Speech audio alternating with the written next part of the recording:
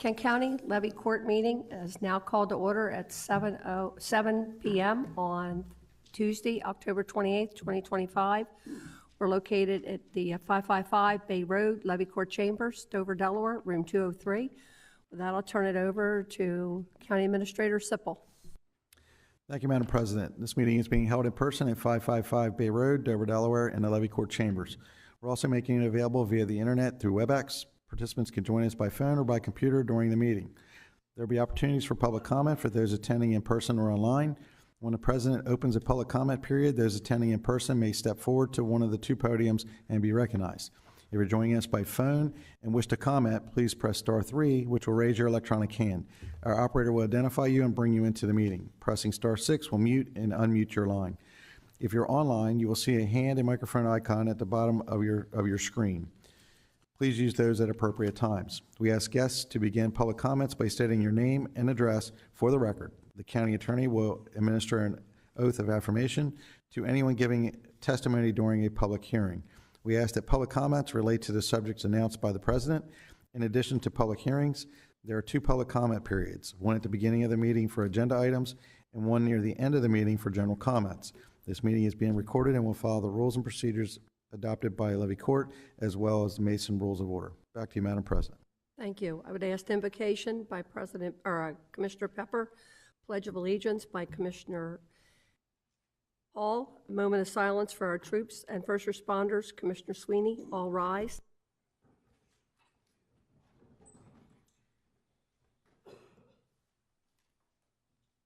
Heavenly Father, thank you for allowing us to come together this evening to make important decisions for the county. Please let our decisions be both pleasing to you and our constituents. Amen.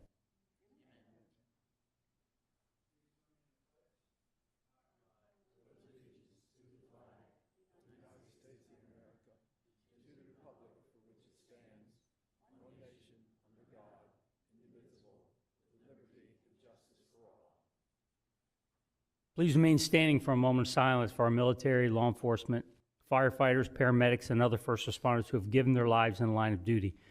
Please remember these individual first responders who died in the line of duty, as well as keeping their families in your thoughts and prayers as they deal with the loss of their loved ones. Trooper Nicholas Creighton from the Ohio State Patrol. Deputy Sheriff Joshua Brashears from the Jackson County Sheriff's Office in Mississippi. Police Officer Lauren Craven from the La Mesa Police Department in California. Deputy Sheriff Andrew Nunez from the San Bernardino County Sheriff's Department in California. Sergeant Thomas Duran from the El Reno Police Department in Oklahoma. Also, keep in mind in your thoughts and prayers these local firefighters who we have been made aware of lost their lives this past couple weeks. Harold Willie from the Kennewamin Fire Company. He was also a father of past Kent County employee Lori Short. Bill Nickerson from the Hartley Volunteer Fire Company, Richard Jester from Carlisle Fire Company in Milford, and Marvin Sharp, one of our great friends from the Carlisle Fire Company in Milford.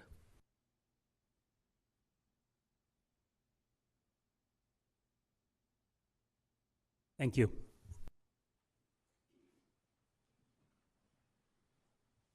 Ms. Tanaka, roll call.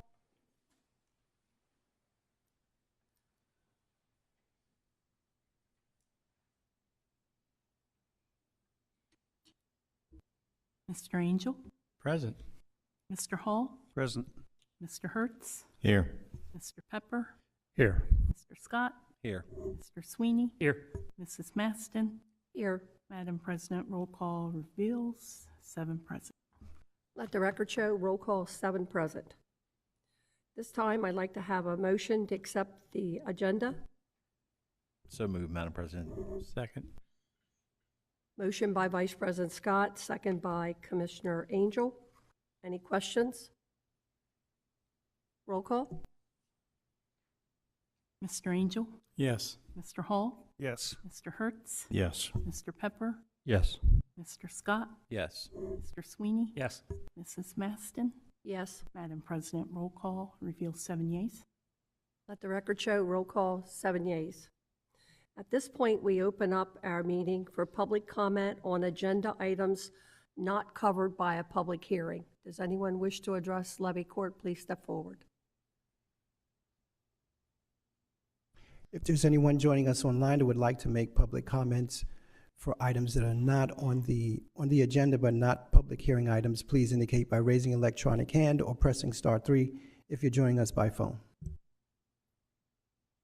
I see no hands raised online, Madam President. Thank you. I'd like to have a motion to approve Levy Court business minute meetings from Tuesday, September 23rd and October 14th, 2025. So moved. Second. Motion by Commissioner Sweeney, second by Commissioner Pepper. Any questions? Roll call. Mr. Angel? Yes. Mr. Hall? Yes. Mr. Hertz? Yes. Mr. Pepper? Yes. Mr. Scott? Yes. Mr. Sweeney? Yes. Mrs. Maston? Yes. Madam President, roll call reveals 7 yeas. Let the record show 7 yeas. At this point, we're going to start our presentations. The first one is to tribute to an outstanding 4-H member for 2025, Ava Gallo. Ms. Tanaka, could you read in the tribute?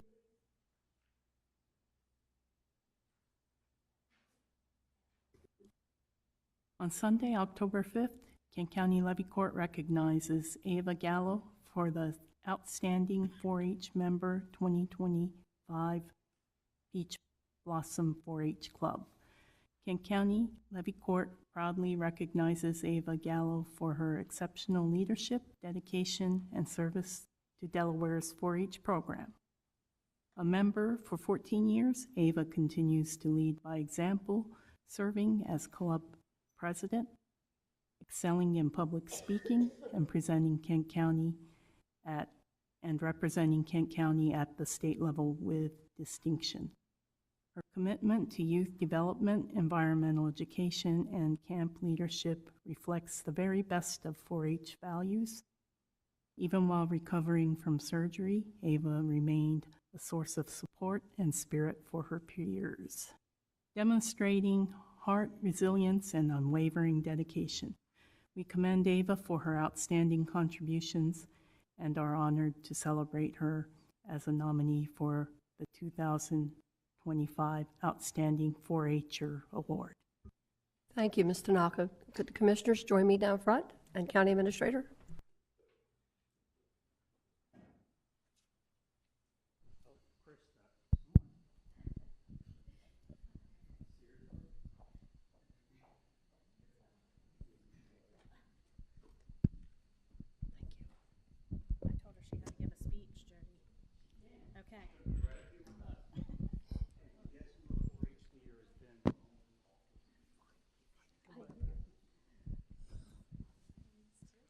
Better late than never. Yeah.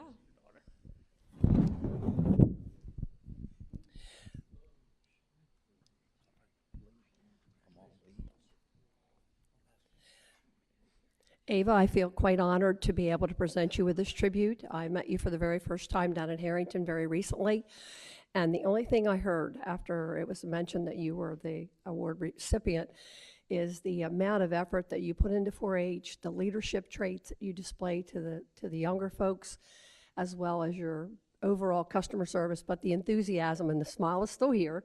So congratulations on a job well done. Thank you, President Maston. Ava, congratulations. It's kind of a distinguished honor there to receive that award. So it goes to show you have the respect of your peers as well as your community. So job well done. Thank you. Ava, were you ever a Clover Bud? Yeah. That's how long I've known you. That tells you anything. So for those who don't know, I do public speaking judging for 4-H every year, and usually I see Ava 2 times a year at the county level and again at the state level until she became part of the leadership, and then you didn't do much speaking anymore. But yeah, she is. I think you live in Bobby Scott's district. I am so sorry, Bobby. This is her aspirations, just so you know. Yes. So congratulations. This is very much deserved, and we know how much you love 4-H and how much 4-H loves you. Yes, congratulations. Very exceptional for an exceptional person. Thank you for your distinguished service. Thank you.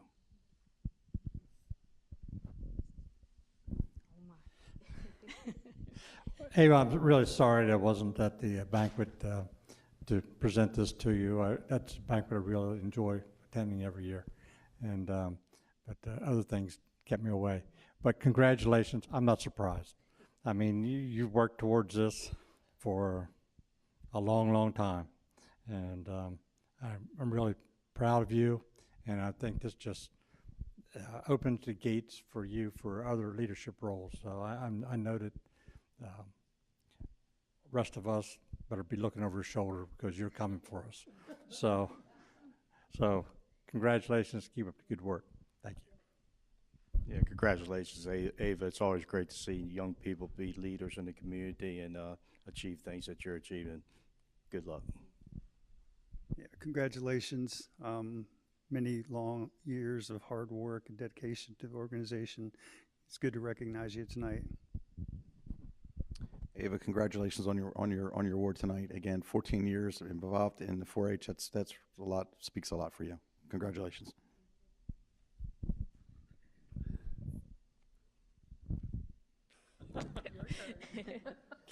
It's truly an honor to receive this award. As mentioned multiple times, I've been in 4-H for 14 years, and I've served in many different roles, but most recently I've been able to serve at my club, county, and state level and serve as president. And I don't think I would have been able to do that without my previous leadership opportunities that I've had. And as mentioned in my tribute, I still attended 4-H events after my surgery. Even though I wasn't able to be at the event for the whole time, I still was able to show up and show my support to all my 4-H family. And it's just truly an honor to be able to receive this award after seeing many 4-Hers I've had as role models receive this award. So I thank you all for this as well. Would you like to speak? No, I'm good. I'm good. I'm good.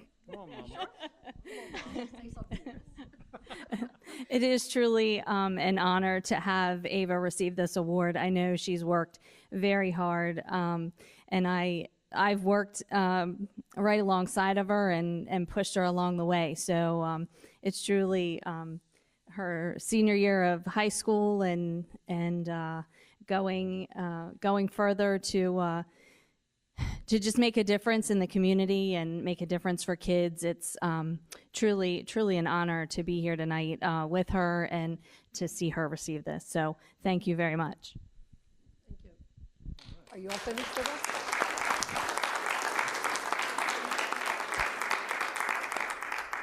Excuse me. She's picky.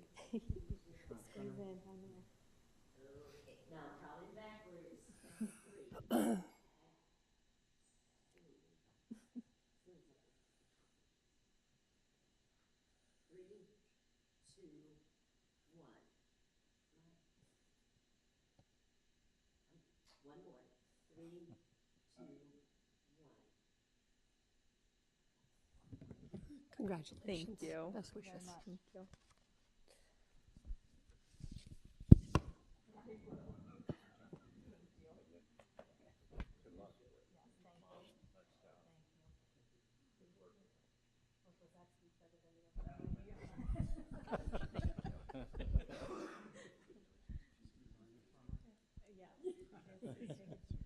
Yeah, I saw her.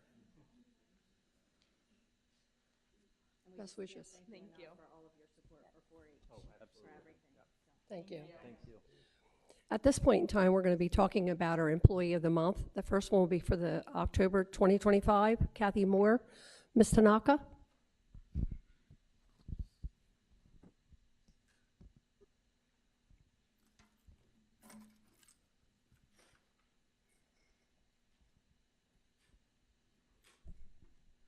So while Kathy's coming up, I will tell you that she is Commissioner Hall's and Commissioner Pepper's constituent. And Kathy was selected by the Kent County Department heads to be the October 2025 Employee of the Month. You can go up there.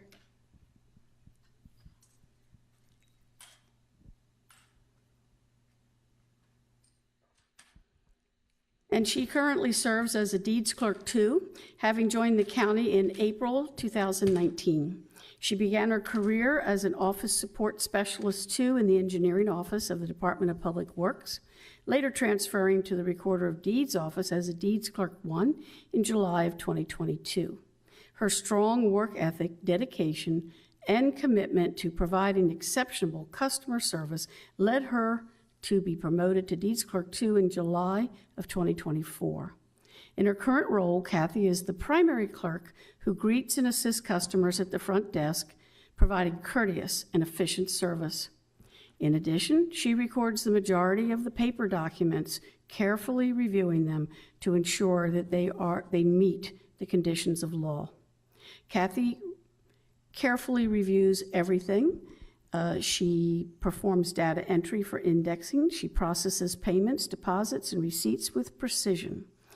She also successfully handled a significant increase in customer volume following the passage of the Transfer on Death Deed Act, approaching this entirely new area of work with remarkable efficiency and enthusiasm. Kathy's cheerful attitude, extensive knowledge of recordings, and dedication make her an invaluable member of our team and a wonderful representative of Kent County. Kathy, I didn't have too much interaction with you until very recently, and I have to say, you always have that smile, always that can-do attitude, and it's so much appreciated, especially when you go in there and you're not quite sure what you're looking for, but you've always been very resourceful, and for that, I'm very, very happy. Thank you. Kathy, I couldn't have summed it up any better. That's one of the things that stands out is every time I come into the building and I stop into the Recorder of Deeds office, you always have a smile no matter what's going on. So, and it seems to carry right on through to the customers. So, very well deserved and nice job. Thank you for all that you do. Kathy, we get a lot of employees of the month up here that are engineers that did something cool for the county, or they saved the county money, or the best is always the person that comes up here because they represent us in customer service, because that's what we know we do, and you did it great. Congratulations. Yes, customer service is #1 with us, and you are exemplify that. Thank you very much for your hard work and due diligence and keeping this lady straight behind me. Thank you, Kathy. We're very proud of you.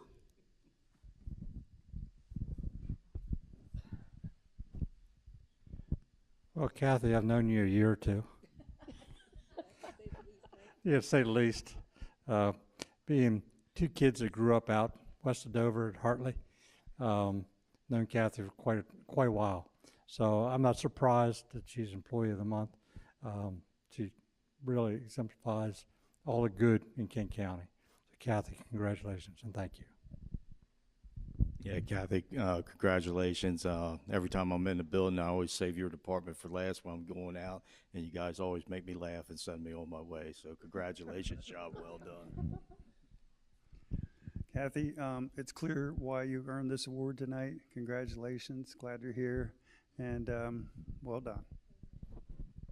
Well, Kathy, they've wore out the smile, so it's a little hard for me to say that again, but as I look up at the picture, that's what I see every day when I pass you in the hallway or stop in and visit. So congratulations on behalf of all the employees here for Kent County. Congratulations being selected as the October Employee of the Month.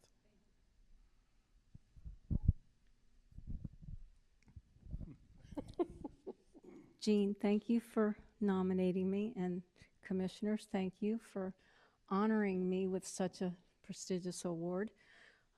I have been around the block a few years with customer service. I've spent 40 years with the state, and part of that time I worked with Commissioner Pepper's mom. So it's a small world indeed, but I truly enjoy my job at the Recorder of Deeds office, and every day is a different day, and I just thank you very much for the opportunity.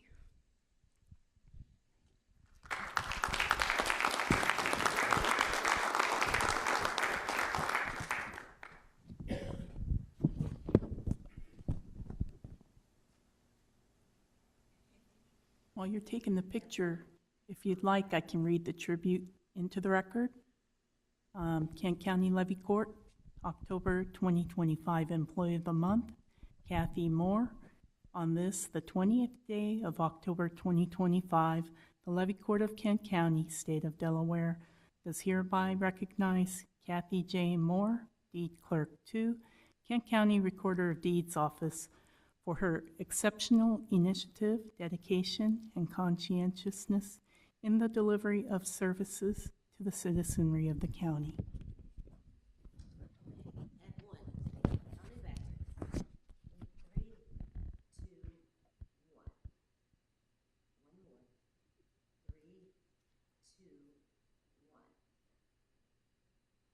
Can I say one more thing? Yep. Okay, so I recognize a former coworker sitting in the audience here, Mr. Michael Richards. He was the director of the Vital Statistics Office, and I spent quite a few years working with him too, so it's a pleasure to see him with us as well. Thank you. Congratulations, Kathy. Thank you Keep up the very great much. job. Thank you. Watch your toes.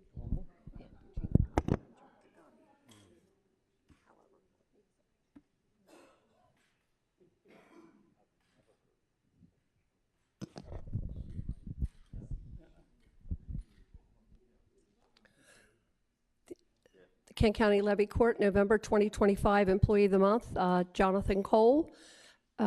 Ms. Tanaka, could you read in, please? I think we have Sam coming up for that, and I can read the tribute following. Thank you. Sam? Good evening, Madam President, Levy Court Commissioners. Thank you for this opportunity to honor one of our Public Works team members with November's Employee of the Month. The Public Works Wastewater Division is a group of highly skilled men and women that ensure the health and safety of Kent County's residents night and day in the sweltering heat and during torrential storms. They maintain the wastewater system and keep the plant running 24/7. I have wastewater facility superintendent Dave Whitney here to introduce wastewater operator Jonathan Cole and acknowledge his achievement. So go ahead and go up to the court. Okay. Good evening, everyone. Jonathan Cole. Kent County department heads have selected Jonathan Cole for the Department of Public Works as the November 2025 Employee of the Month. Jonathan currently serves as a Plant Operator 3. Having joined Kent County in July of 2011, he began his career as a Custodian 1 in Facilities Management and transitioned to the wastewater facility as a Plant Operator 1 in April of 23. Driven by a strong commitment to professional growth and continuing ed, Jonathan earned promotions to Plant Operator 2 in September of 2019 and to Plant Operator 3 in March of 22. His current role, Jonathan operates, monitors, and reports wastewater treatment plant equipment and sludge processing structures, assists in monitoring all plant processes, including pumps, flow, and UV rates, solid removal, and recycling, septic receiving facilities. He helps train Plant Operators 2 and 1 and trainees, and has assisted with minor mechanical repairs and his core responsibilities. Jonathan has consistently demonstrated an initiative by identifying process deficiencies throughout the treatment facility. His keen attention to detail and proactive approach has been instrumental in ensuring the necessary repairs and improvements are addressed promptly and efficiently. According to Director of Public Works Sam Bautista, Jonathan has played an integral role in supporting the success of our Public Works team in multiple areas. He has an ability to recognize where his strengths can be utilized most effectively at any given time and is always willing to step in to get the job done. His strong attention to detail and organizational skills have proven to be a valuable asset to Kent County. Having employees like Jonathan is what makes Public Works team capable of meeting the wide range of challenges necessary for success. Public Works is fortunate to have Jonathan on our team. His dedication, technical expertise, and leadership make him a vital member of the team. Congrats, Jonathan, on a job well done. Jonathan resides in Commissioner Sweeney and Pepper's district.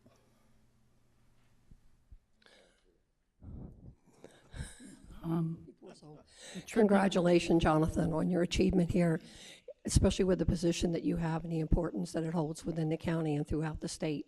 We certainly do appreciate everything you've done and look forward to seeing you back up here in December. Jonathan, congratulations, job well done. I'm not hugging. Job well done. I know you guys don't always have it the easiest down there, so I'm very proud of what you guys do down there, and appreciate it very, very much. So congratulations. Jonathan, like I said, customer service and engineers, congratulations. We know the job down there is not nice, but it's a good job. Thank you very much for everything that you do. Yes, Jonathan. Over 20 years ago, when I first became a commissioner, we had a little lady come up before us with a problem with our wastewater system. She says, when I flush, I don't want to see it again. And thank you. That's the last complaint I ever got. So thank you. Jonathan, thank you for all the hard work. As Commissioner Angel alluded to, if something goes wrong in your field, it's felt by the entire county and noticed by the entire county. So keep up the good work. We appreciate you. Appreciate everything that the treatment plant does for the county. Thank you. Yeah, Jonathan, thank you. The biggest thing I got from your bio is that you started with the county, I believe, in 2011 as a custodian.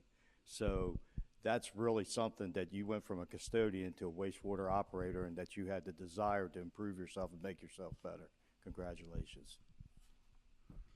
Yeah, Jonathan. Two biggest, most important jobs in the county, paramedics and public works, because as it was said, it affects the entire county. So thanks for everything you do. That was quite a resume. Jonathan, congratulations on behalf of all the employees here with the Kent County and being recognized as the November 2025 Employee of the Year. Look forward to seeing you back in December. Get that name in, hopefully get the grand prize for the year. And as all the commissioners said, the vital infrastructure that you support and for the county is well appreciated. Thank you.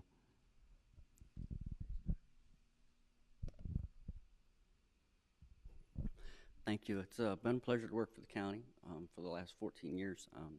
Hopefully I continue to do a good job and moving forward. Thanks, Jonathan. Ms. Tanaka? Kent County Levy Court, November 2025 Employee of the Month, Jonathan Cole.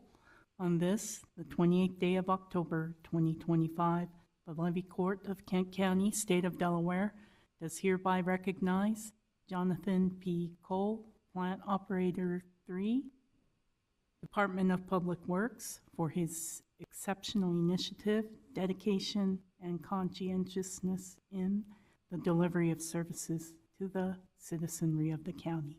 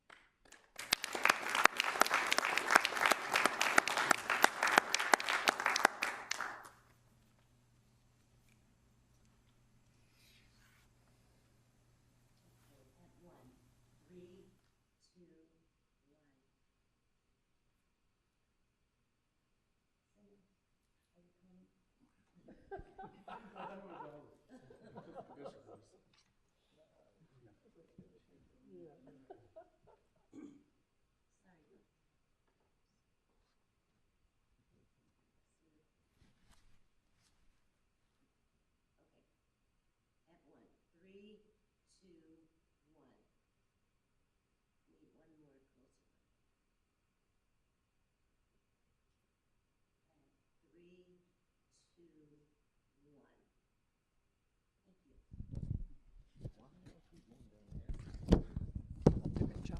Thank you. See you guys tomorrow. Yes, ma'am.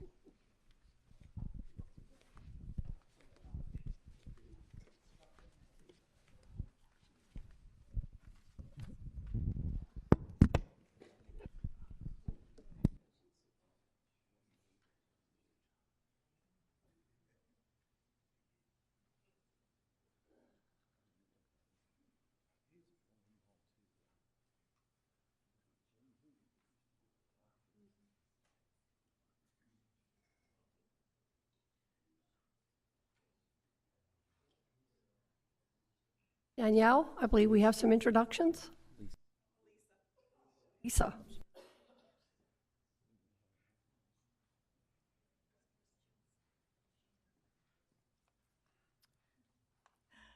Good evening. I'm Melissa Hill. I am the Human Resources Administrator. I work for our Director, Trudina Horsey, who unfortunately was unable to be here in person, but I will represent. We have 2 employees. I will be introducing the first one. If I could have Shelley Dixon.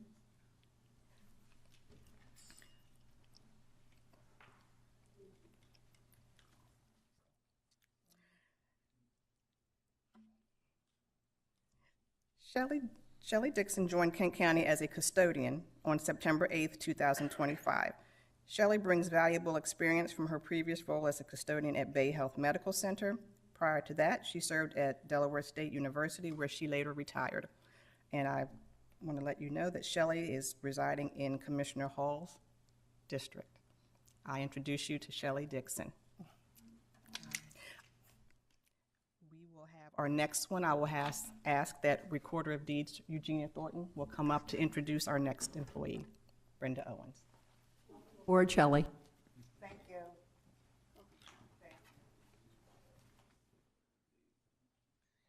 Hello again. Brenda is a constituent of President Maston and Commissioner Pepper. So Brenda is the mother of 3 children and 3 grandchildren. She's a retired Air Force veteran who served 20 years of military service, traveling extensively throughout the United States and overseas. And after parting the Air Force, she pursued a legal career, spending 23 years as a legal assistant working in various law firms while experiencing diverse aspects of the law. She joined Kent County as a Deeds Clerk 1 on August the 25th, 2025. And before she joined us, she worked in Dover as a receptionist for First State CPAs and Associates, and she also worked as a clerical assistant with the Kent County Department of Elections. So welcome, Brenda. Thank you all.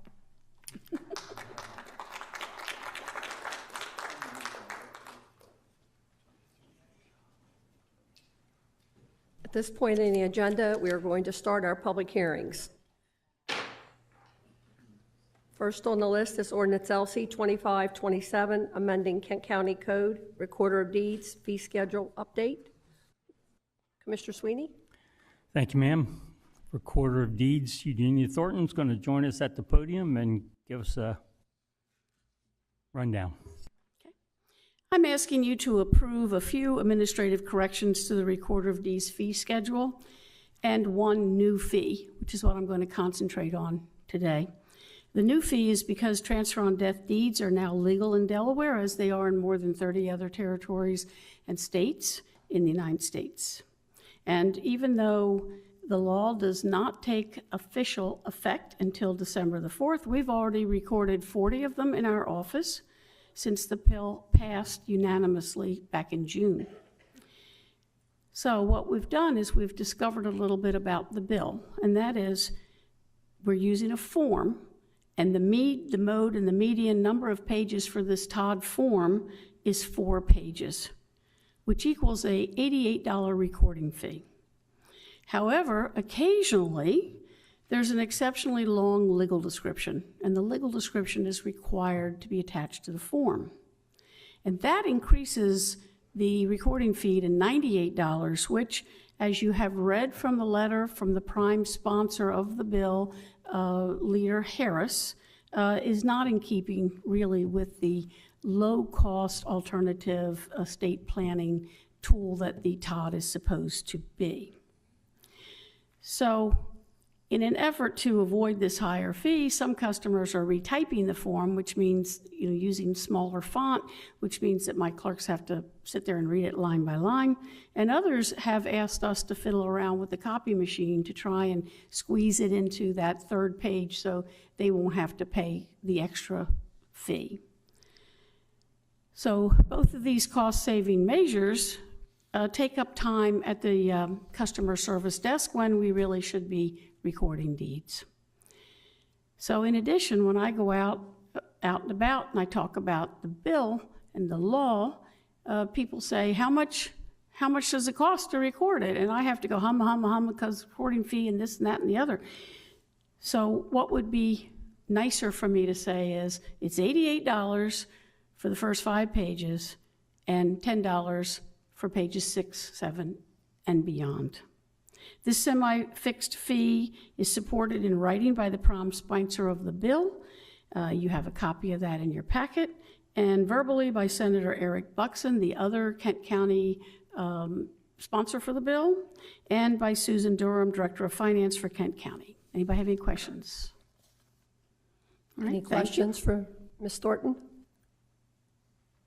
Thank you. Thank you. Is there anyone here who would like to speak in favor of ordinance LC 25-27? Please come forward.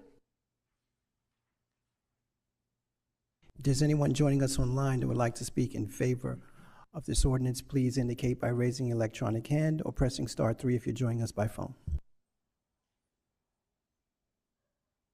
No hands raised online, Madam President. Is there anyone here who would like to speak in opposition of ordinance LC 25-27? Please step forward. Similarly, if you're online and would like to speak in opposition to ordinance LC 25-27, please indicate by raising your electronic hand or pressing *3 if you're joining us by phone. Still no hands raised online, Madam President. Thank you. Back to you, Commissioner Sweeney, for a motion. Thank you, ma'am. Move to approve ordinance LC 25-27, Recorder Deeds Fee Schedule Update, an ordinance amending Kent County Code Volume 1, subsections 128 through 44, Recorder of Deeds, Chapter 128, Fees, Part 2, Fee Schedule, Article 11, Fees enumerated to add an appointment fee, establish a flat recording fee for transfer on death deeds, and remove a corporation fee not collected by the Recorder of Deeds. Second motion. We have a motion by Commissioner Sweeney, second by Commissioner Pepper. Any questions? Roll call. Mr. Angel? Yes, reason stated by Commissioner Sweeney. Mr. Hall? Yes. Mr. Hertz? Yes. Mr. Pepper? Yes, for reasons stated. Mr. Scott? Yes, reason stated. Mr. Sweeney? Yes, per my motion, and no public opposition. Mrs. Maston? Yes, reason stated. Madam President, roll call reveals 7 yeas.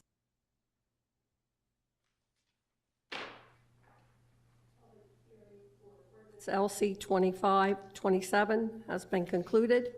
Moving on to ordinance LC 25-26. Amending Kent County Code, reasons, promotional increase language. Commissioner Angel? Thank you, Madam President. Trudy's not here, so I'm just going to read the intent, and then you can open up the hearing, ma'am. The proposed change would allow employees receiving a promotion to be placed in the new pay grade at the step that aligns with an approved promotional increase of at least 8%. This ensures consistency, transparency when awarding promotions. Is there anyone here who will speak in favor of ordinance LC 25-26? Please step forward. If you're joining us online and would like to speak in favor of ordinance LC 25-26, please indicate by raising your electronic hand. I see no hands raised online, Madam President. Is there anyone here in the audience who would like to speak in opposition of ordinance LC 25-26? Please step forward. Similarly, if you're online and would like to speak in opposition to LC 25-26, please indicate by raising your electronic hand. Still no hands raised online, Madam President. Thank you. Back to you, Commissioner Angel, for a motion. Thank you, Madam President. I move to approve the ordinance revision as presented with implementation in accordance with the recommendations discussed during the October 7th, 2025 workshop. This ordinance applies to all employees who received a promotion from July 1st, 2023 until October 28th, 2025 that were eligible for 8% promotion increase yet received less due to a pay scale slotting. These employees will receive a half-step pay rate increase with retroactive pay being applied from July 1st, 2025 to present. Okay, we have a motion. Do I have a second? Second. Motion by Commissioner Angel, second by Commissioner Sweeney. Any questions? Roll call.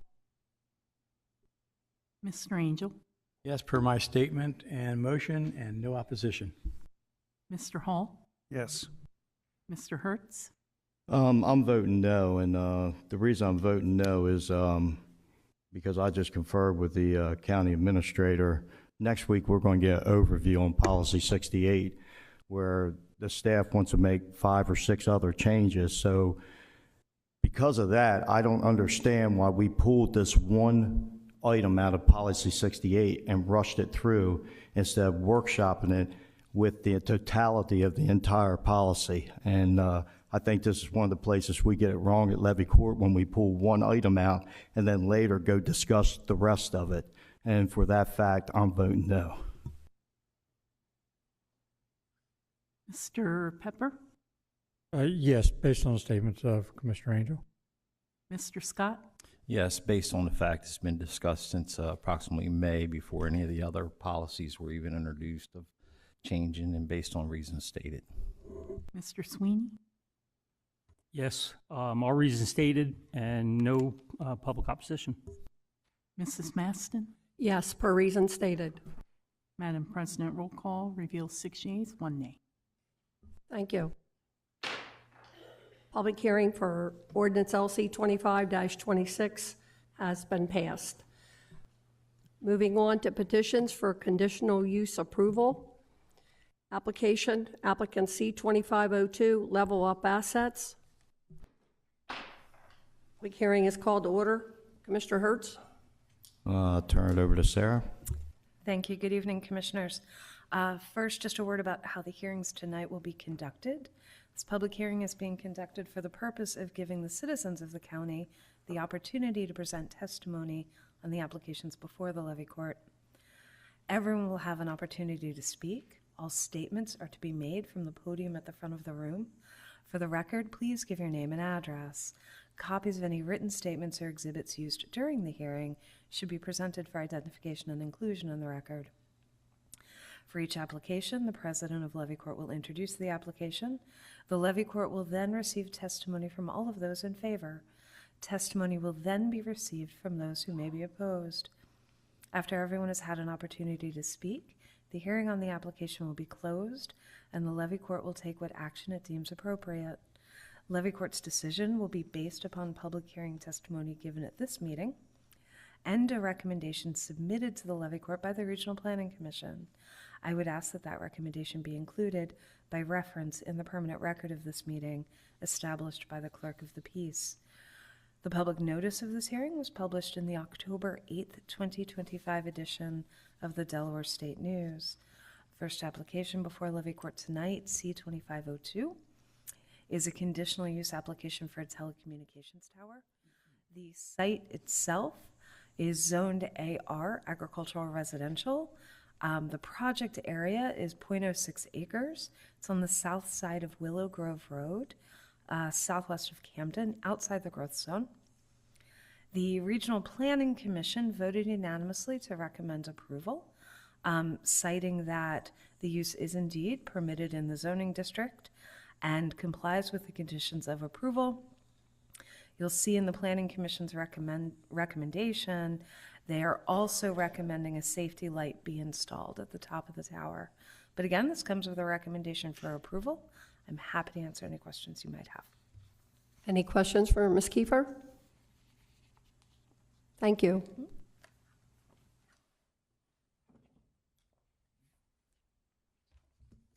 Sir, are you here to speak in favor?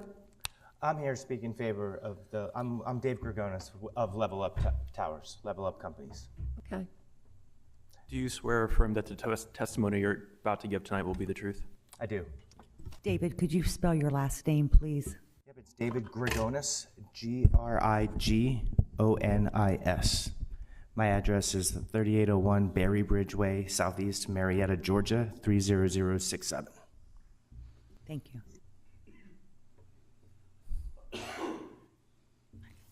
And I could be really quick today. I know it's a late one here, but and she already kind of hit the highlights for me. I guess the first question I want to kind of address is on the south. It's a 199-foot monopole tower.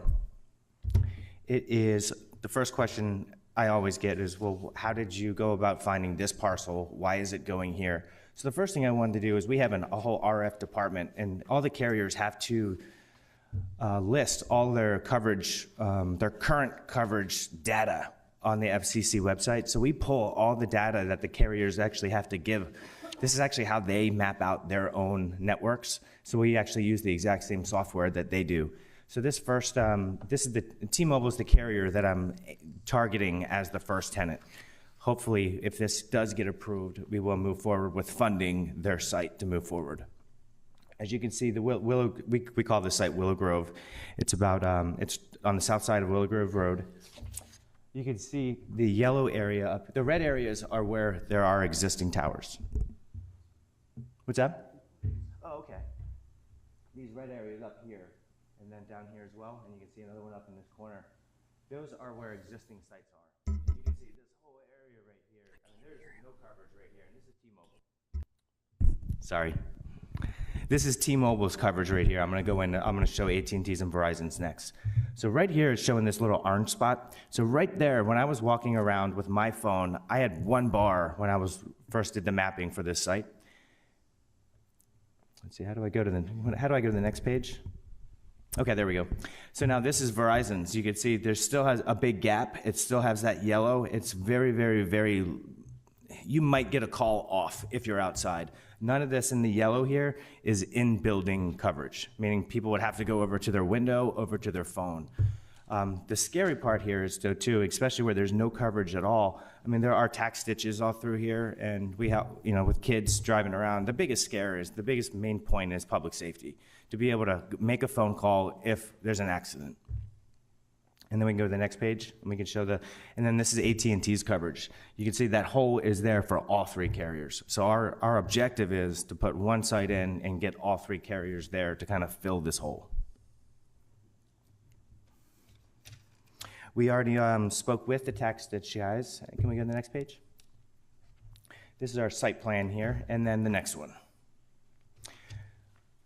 It kind of comes in down, Willow Grove Road is up here. The access would come down here. This is an existing farm road.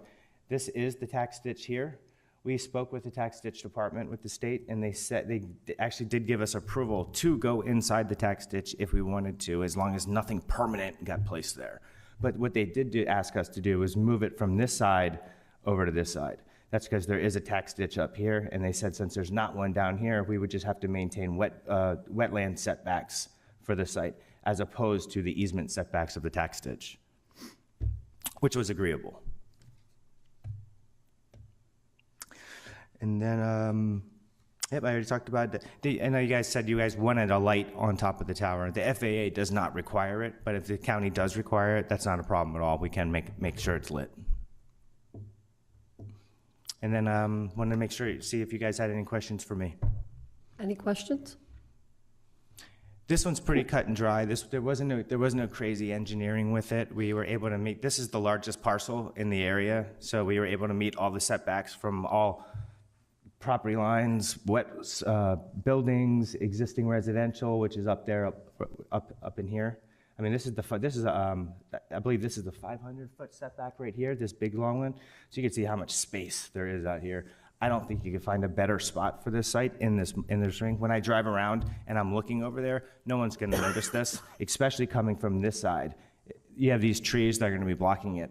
Coming from over here on Willow Grove Road, when you're coming up, you could look over probably about half a mile and you'll see it, but you're really only going to see the part that sticks above the tower, of the tree line.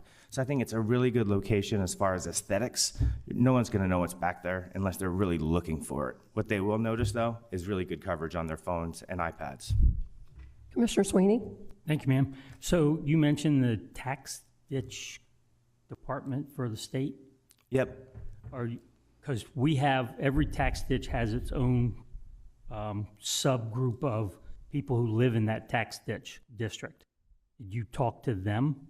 I just talked with the person from the, you guys gave me the contact of the person I needed to speak with.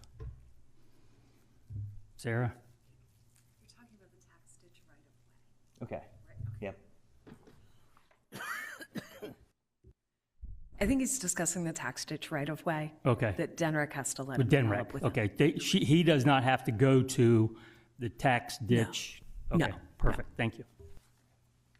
Commissioner Angel? Thank you, Madam President. In reading the comments, there was a question about the tower, if it fell, would it hit the farmhouse? I know that when trees are on somebody's property and they fall on somebody else's property, it's not where the tree fell from, it's the people's property that get hit from where the tree wasn't there until it falls. So if that does damage to the property, do you have a claim, or is there a policy to cover that so that people don't have insurance to cover it, that get covered? Yes, sir. The site is fully covered. It's fully covered with insurance. And if it does fall, these things are engineered to collapse upon themselves, so they usually don't fall like a tree. I believe that up to the point where if there's a tornado and it rips this things out, it's gonna fall like that. But yes, that's the reason why it is insured. It's 100% insured. But they are designed, and you can see this little setback right here. This shows that it's fully within their property. If it did fall, it would not hit anyone else's property at all, or anything in general. It'll just hit farm field. Just wanted to get it on record. Thank you. Yep. Thank you. You're welcome. Is there anyone else who would like to speak in favor of application C-2502?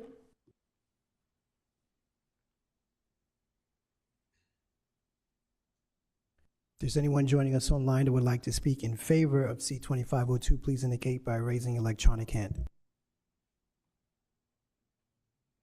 See no hands raised online, Madam President. Is there anyone here who would like to speak in opposition to C-2502? Similarly, if you're online and would like to speak in opposition to C-2502, please indicate by raising your electronic hand. Still no hands raised online, Madam President. Okay, thank you. Back to you, Commissioner Hertz, for a motion. Okay, I move that Levy Court grant conditional approval of application C-25-02, a telecommunications tower located outside the growth zone overlay district. This is based on Exhibit A, RPC recommendation report dated October 28, 2025, and Exhibit B, public hearing testimony dated October 2nd, 2025, and public hearing testimony given tonight with the following added condition. A red blinking safety light shall be installed at the top of the tower to help ensure safety for low-flying pilots. Second the motion. Motion by Commissioner Hertz, second by Commissioner Angel. Any questions? Roll call. Mr. Angel? Yes, per motion of Commissioner Hertz, and it's an underserved area to make it better for our community. Yes. Mr. Hall? Mr. Hertz? Yes, per my motion. Mr. Pepper? Yes, per all the recommendations made previously by RPC staff, and main factor would be public safety. Mr. Scott? Yes, for reasons stated. Mr. Sweeney? Yes, all reasons stated. Mrs. Maston? Yes, reason stated. Madam President, roll call reveals 7 yeas. Public hearing for application C-2502 is now closed. Moving on to C-2503. Samuel Melgar and Tyona Brockington Melgar. Commissioner Sweeney? Thank you, ma'am. Ms. Kiefer? Thank you, Commissioner. Application C-2503 is a conditional use application for a professional office, specifically wholesale auto, paper office only. The site is zoned AC, agricultural conservation. It's just over half an acre. It's lot 6 within the Hampton Hills subdivision. outside the growth zone. The Regional Planning Commission voted unanimously to recommend approval, citing that indeed the application complies with the conditions of approval, including the condition that there will be no storage of vehicles on site. So again, this comes with a recommendation for approval. I'm happy to answer any questions you may have. Any questions for Ms. Kiefer? Thank you. At this point, we open up the C-2503. Is there anyone here who like to speak in favor of this application?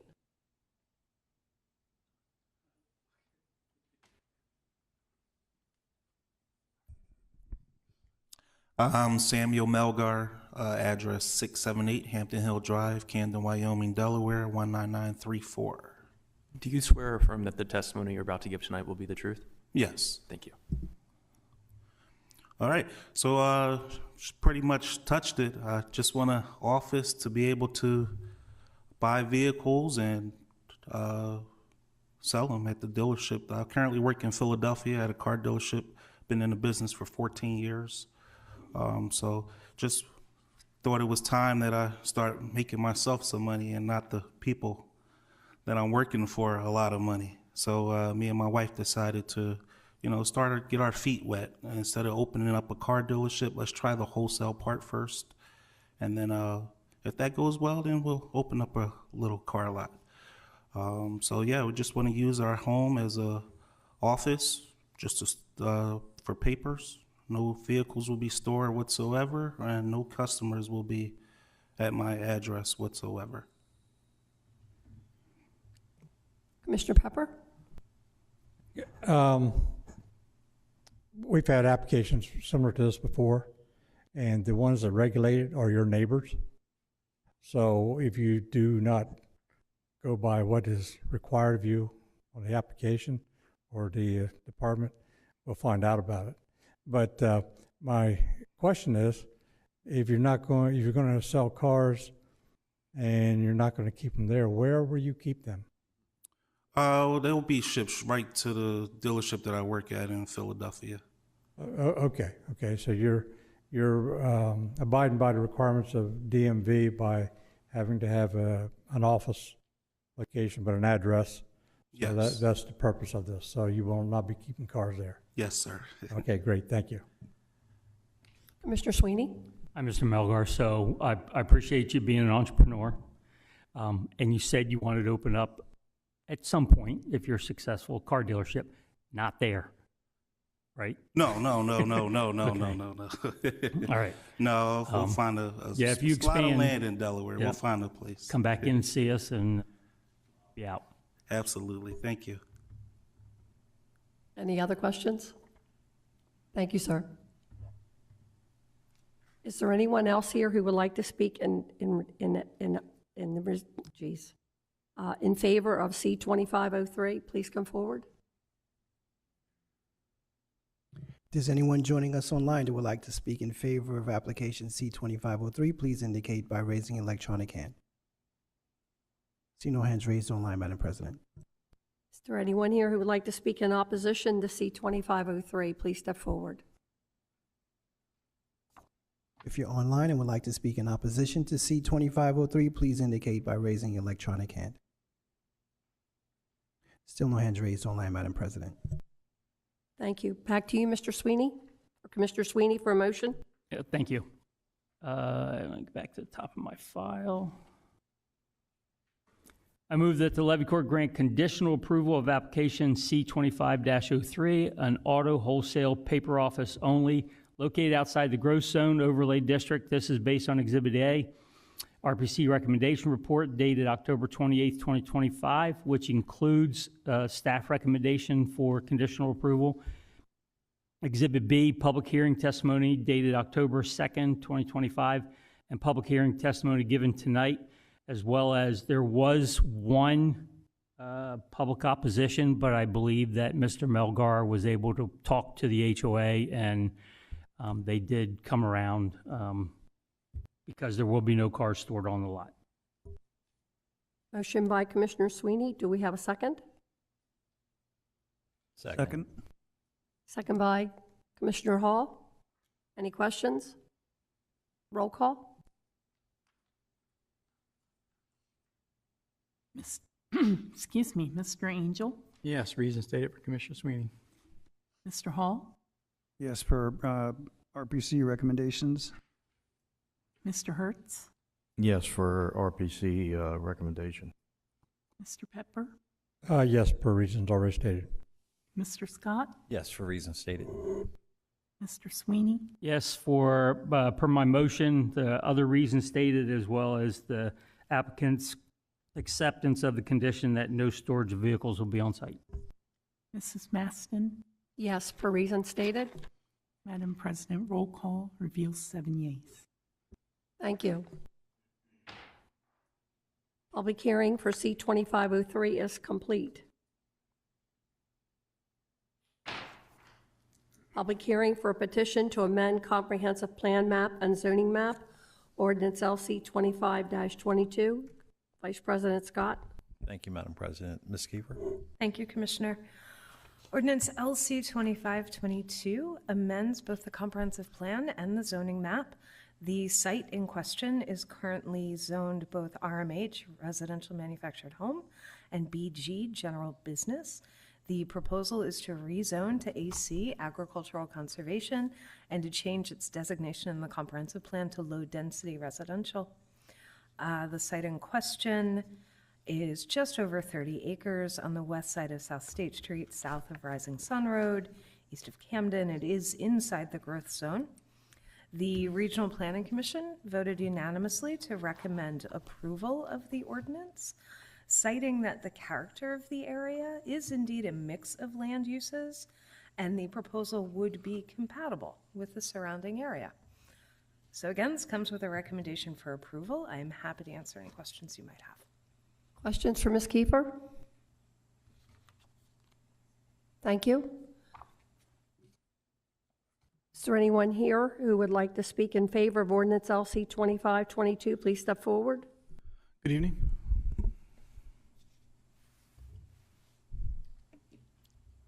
Could you please state your name for the record? Mike Ryman, 309 South Governors Avenue, Dover, Delaware. And do you swear or affirm that the testimony you're about to give tonight will be the truth? I do. Thank you. Gonna let bring up the presentation. Should be the same one from P&Z.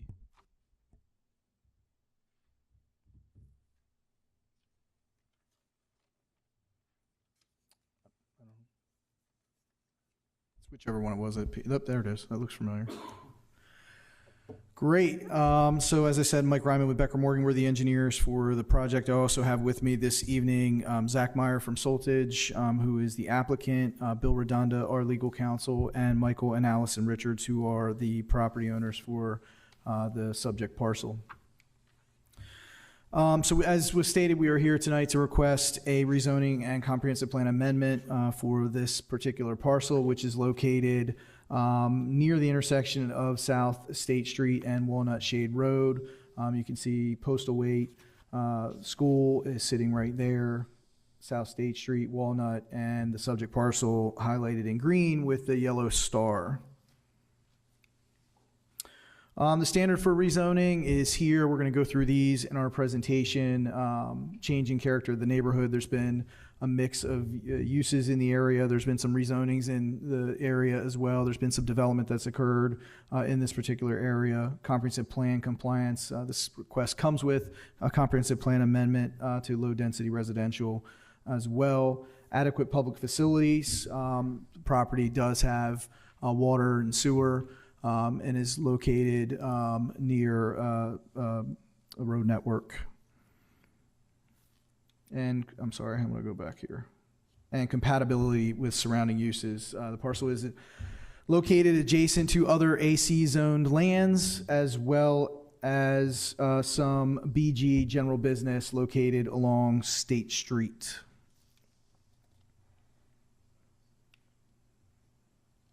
All right, so this is the comprehensive plan that you can see here. You can see our site located, again, where the red star is, located there in yellow.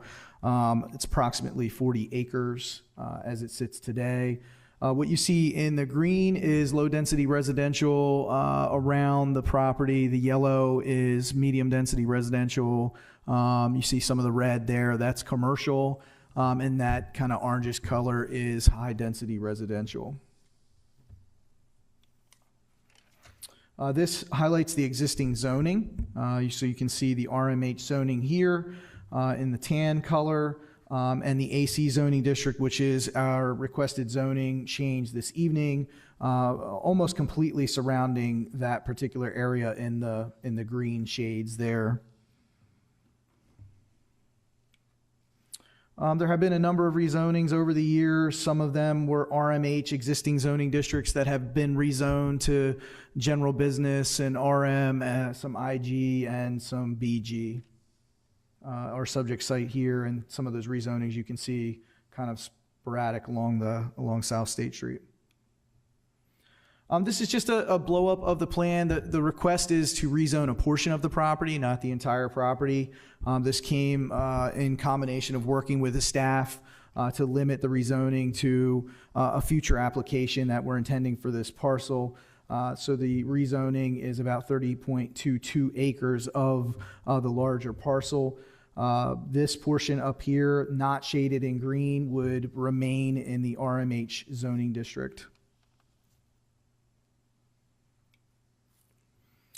So compatibility of the two districts, I know that there was a staff recommendation against this application for reasons of maintaining the ability to have high density and affordable housing options.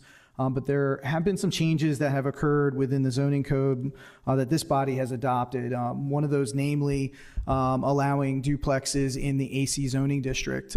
Maybe 6 months ago, I'm forgetting the time frame, but within the last year or so, that has occurred. When comparing the two zoning districts side by side, the AC zoning district here and the RMH zoning district, the uses outlined in those for housing are almost identical. The one use that is not permitted within the AC zoning district, that's permitted within the RMH zoning district, is a manufactured housing park. However, manufactured housing is permitted on a lot within the AC zoning district. So when the levy court in the county reduced the lot sizes in the AC zoning district and allowed duplexes to occur within the AC zoning district, that actually brought these two zoning districts much more in line with each other than previously. So we don't think that this change from RMH to AC is a significant change in the zoning district, or in the, I'm sorry, in the allowable uses that would be permitted.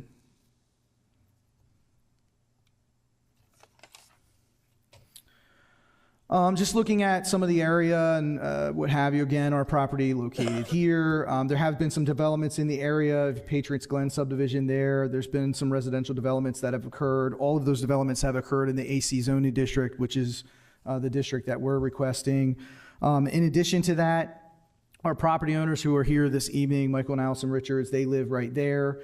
They have no intent to develop their land as a mobile home park. They have lived here for a long time. They plan to stay here. They plan to keep the land in their family, and they really have no desire to develop the property as a mobile home park. So our intended goal and the reason for this rezoning this evening is to allow for a portion of this property to become a community solar facility, and that will assist the Richards family, with some additional income options for them and their heirs. But the question is, why this property, why this site? So what you're seeing here, it's a little bit tough to see, but this is a Delmarva Powers territory map, and there are some major utility line facilities in these blue lines here that run basically all through this area. And this shaded area here, you can kind of see the edge of the outline covers, that's Delmarva's power territory. So that's why this property was strategically chosen for a community solar facility. That in combination with the Richards family not wishing to develop it really in any way, either into a housing development in the short term or even a mobile home facility. And to that point, there was a letter provided by them that should be in your packet, basically stating what I just said. As it relates to manufactured housing parks, we did reach out to Mr. Jerry Heisler, who is the owner of Raybold, has done thousands of mobile home facilities throughout Delaware, and asked him about his opinion as to the viability of being able to develop a mobile home park here in Kent County. His letter has been provided, should be in your packet, but in summary, he does not believe that these types of parks are viable in Delaware. We haven't seen any new ones since the 90s. This is a result of a lot of additional regulations across the board that really make these facilities not as viable as they once were, hence why we haven't seen these occur since the 90s. So as it relates to the RMH zoning district here, not a major change between the AC zoning district and RMH for a mobile home park really is not feasible in our opinion. I mentioned the purpose of this was ultimately for a community solar facility. I'm not going to go into any of these details here. Our Zach Meyer with Soltage is here if there are any questions. This is a rezoning application, so don't want to get into that, but did want to be upfront with you as to what the request is for and the long-term goal. Soltage has done solar development in Delaware. They're a reputable company. They have been involved from the beginning of the implementation of the community solar program here in Delaware. So if there's questions in that regard, they're certainly here to talk through those. But as it relates to this request, we do believe that there has been some changes in the area, along with some changes in what you've done to the code that make this request compatible. It does come with a comprehensive plan revision to low density, which is very consistent with the area surrounding this property. This project did go through PLUS. There was no objection from the Office of State Planning through that process. There are facilities, infrastructure facilities surrounding the project. It is compatible with the surrounding uses. So with that, I'd be happy to answer any questions that you may have. Questions for Mr. Ryman? Thank you. Thank you. Is there anyone else here who would like to speak in favor of ordinance LC 25-22? Please come forward. Yes, Michael L. Richards, 3390 Walnut Shade Road, Camden, Delaware. And sir, do you swear or affirm that the testimony you're about to give will be the truth? I do. Thank you. Affirm. Yes, my wife and I have lived on this property for 51 years. My grandparents actually bought the place. I guess next year I can ask for a Century Farm sign because they bought it January the 1st, 1926. But this is about a third of what was the original farm. My grandfather would sell parcels off. And of course, the mobile home parks that are there came into existence before zoning even existed. I think zoning didn't start in Delaware until the 60s, if I'm remembering correctly. So we are very interested in the solar aspects, and so we would very much like to move forward with that. Hopefully the Levy Court is in agreement. If you have any questions, I'm glad to answer them. Thank you, sir. Oh, Commissioner Sweeney? I'm sorry, Commissioner Pepper. Just one question. Access. What would be the access route to get to the solar property? I know that small parcel there off of State Street, I think a lot of that has utilities running under it. So it would either be off South State Street or Walnut Shade Road. We haven't done the design of the solar facility yet. That would be a future application that we would bring before the county. Thank you.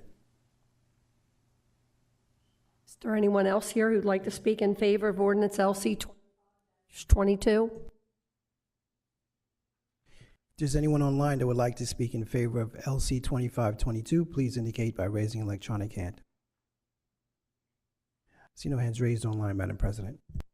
Is there anyone here who would like to speak in opposition to LC 25-22? Similarly, if you're online and would like to speak in opposition to LC 2522, please indicate by raising an electronic hand. No hands raised online, Madam President. Thank you. Back to you, Commissioner Scott, Vice President Scott. I move the Levy Court grant approval of ordinance LC 25-22, amending the zoning map from residential manufactured home and BG general business to AC agricultural conservation, and the comprehensive plan future land use map from the medium density residential and highway commercial to low density residential located inside the growth zone overlay district. This is based on Exhibits A, RPC recommendation report dated October 28, 2025. Exhibit B, public hearing testimony dated October 2nd, 2025, and public hearing testimony given here tonight. Second. Motion by Vice President Scott, second by Commissioner Sweeney. Any questions? Roll call. Mr. Angel? Yes, reason stated by Commissioner Scott, and no opposition. Mr. Hall?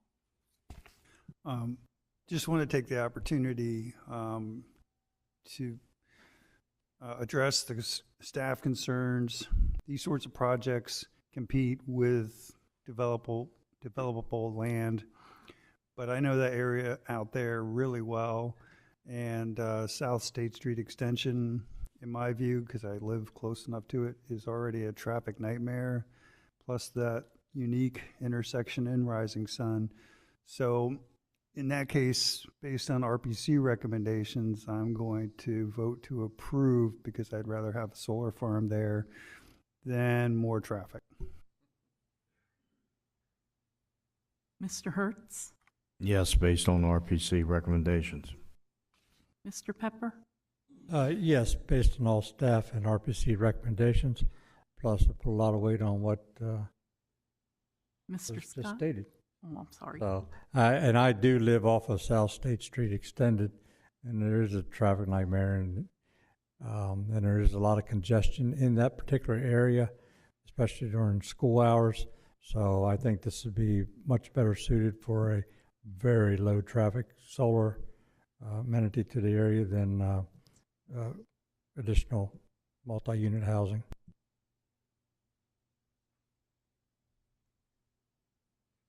Mr. Yes. Scott? Yes, based on RPC recommendation and my motion. Mr. Sweeney? Yes, all reasons stated, and solar panels don't drive. Mrs. Maston? Yes, for reasons stated. Madam President, roll call reveals 7 yeas. Thank you. Public hearing for ordinance LC 2522 is now closed.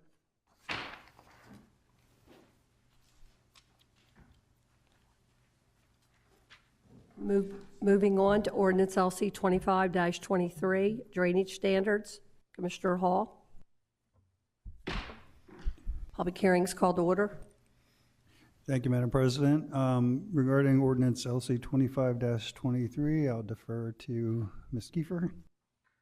Thank you, Commissioner. Ordinance LC 2523 is an amendment to Chapter 116, Drainage Standards. This is an ordinance we discussed a few weeks ago in workshop. What the ordinance does is try to clarify some existing standards, give them a little more weight for us to work with, most notably creates a requirement for lines and grades, as well as a foundation survey prior to close and inspection to ensure they've met the plan. Specific to major subdivision, it adds minimum standards for drainage facilities, requires an evaluation for the suitability of basements within major subdivisions, and a base requirement that any basements have to be 2 feet above the permanent pool of the closest stormwater facility. This was developed in concert with the Conservation District. And Jared Atkins is here this evening as well if you've got specific technical questions. I would say this will give staff far more tools to help address drainage concerns and try to prevent a lot of the complaints Levy Court's been getting, both about drainage and about wet basements. So I'm happy to answer any questions, and again, Jared is here as well. Questions for Ms. Keeper? Thank you. Is there anyone here who would like to speak in favor of Ordinance LC 2523 drainage standards? Please come forward.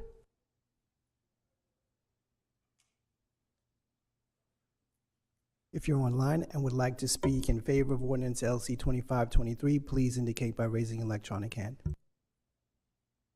See no hands raised online at this time. Is there anyone here who would like to speak in opposition to Ordinance LC 2523 drainage standards? Please come forward. Similarly, if you're online and would like to speak in opposition to Ordinance LC 2523, please indicate by raising your electronic hand. Still no hands raised online, Madam President. Thank you. Back to you, Commissioner Hall. Thank you, Madam President. I move the Levy Court adopt Ordinance LC 25-23 drainage standards to require lines and grades plans for development on lots smaller than 1/2 acre, establish standards for positive drainage from structures, and establish minimum standards for basement construction. Second motion. Motion by Commissioner Hall, second by Commissioner Pepper. Any questions? Roll call. Mr. Angel? Yes. Mr. Hall? Yes. Mr. Hertz? Yes. Mr. Pepper? Yes. Mr. Scott? Yes, and I would also like to thank Lori and Jared both, or Sarah and Jared both, for their extensive work on this. I know this has been an ongoing problem, and I appreciate what you guys have done with this. Thank you. Mr. Sweeney? Sarah, I like the ounce of prevention, and I like add tools to your toolbox. So my vote's yes. Mrs. Maston? Yes, for reasons stated.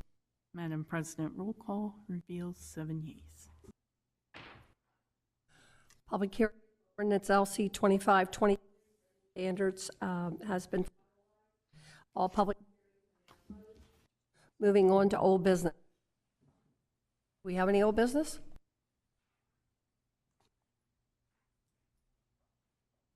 Any new business?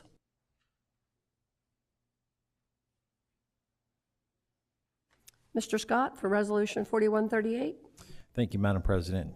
Resolution 4138, a resolution calling a public hearing upon a proposal to extend Kent County Sewage Disposal District Number 1 pursuant to Section 4606, Chapter 46, Title 9 of Delaware Code as amended, Trunk Branch Area, Davis Properties.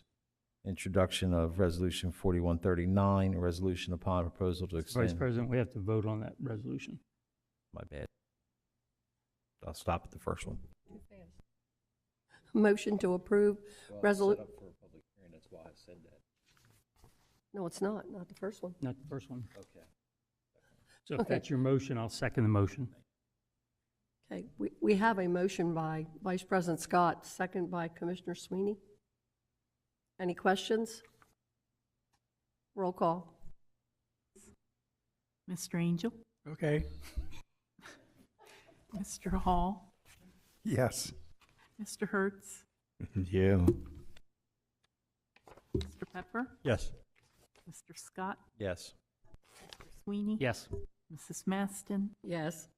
I believe the roll call is 7 yeas, Madam President. Vice President Scott, introduction of Resolution 4139. Thank you, Madam President. Introduction of Resolution 4139, a resolution upon a proposal to extend King County Sewage Disposal District Number 1 pursuant to Section 4606, Chapter 4606, Chapter 46, Title 9 of Delaware Code as amended, Trunk Branch Area, Davis Properties for public hearing on Tuesday, November 18, 2025 at 7 p.m. Thank you. Any other business? Any information items? Any public comment? Madam President, don't we have to read that other, no.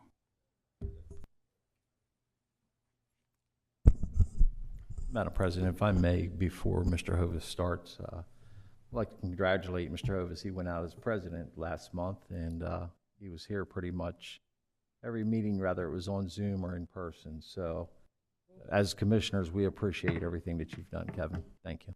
Appreciate that, Vice President Scott.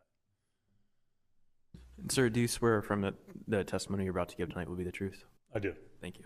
Kevin Hovis, 2341 Sandtown Road, Felton, Delaware.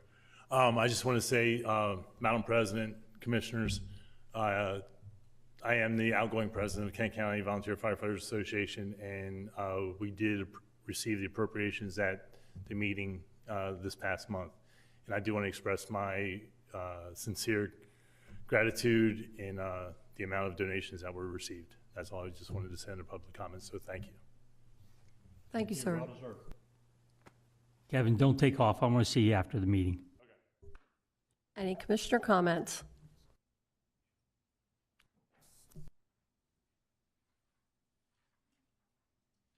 Motion to adjourn? So Move. All in favor? Aye. Have a great week.